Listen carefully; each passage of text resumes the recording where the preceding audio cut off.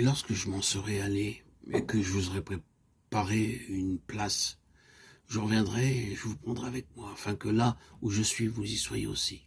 Jean 14, 3. Notre Seigneur a dit, je reviendrai. Il a prononcé cette parole quelques instants avant d'être saisi pour être crucifié. Et il a dit qu'il reviendra pour nous chercher et nous prendre auprès de lui. Il désire que nous soyons là où il se trouve lui-même.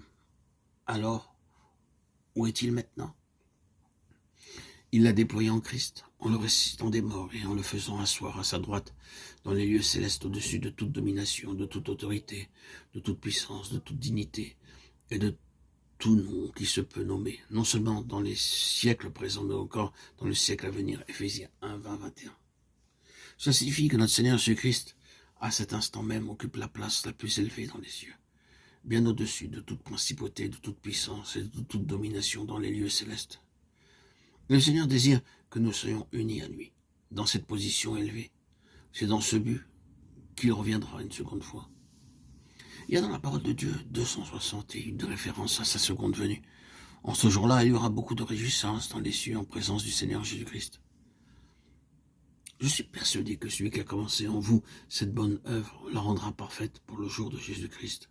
Philippiens 1, 6. Ce jour sera de grande importance dans les cieux. Premièrement parce que cette œuvre de salut qui avait été commencée par le Seigneur Jésus-Christ lui-même sera parfaitement achevée ce jour-là par le Seigneur lui-même dans les cieux.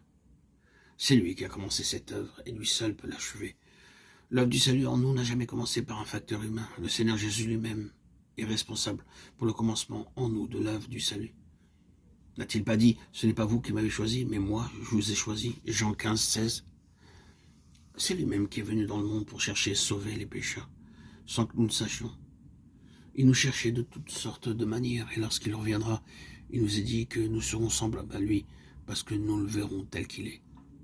Bien-aimés, nous sommes maintenant enfants de Dieu, et ce que nous serons n'a pas encore été manifesté. Mais nous savons que lorsque cela sera manifesté, nous serons semblables à lui, parce que nous le verrons tel qu'il est. 1 Jean 3, 2. Lorsqu'il reviendra, nous le verrons dans toute la plénitude de sa gloire et de sa beauté. La première fois, le Seigneur est venu comme un petit bébé, mais alors il reviendra dans la plénitude de sa gloire, comme roi des rois et seigneur des seigneurs. Il vint la première fois dans un corps humain, se limitant ainsi lui-même. Mais lorsqu'il reviendra à sa seconde venue, il le fera dans un corps glorieux et immortel. Et il désire que nous soyons ce jour-là revêtus d'un corps immortel, glorifié et céleste. Il nous a dit que lorsqu'il reviendra pour la seconde fois, nous serons instantanément changés et rendus semblables à lui. Cela nous est aussi révélé dans 1 Corinthiens 15, 51, 53.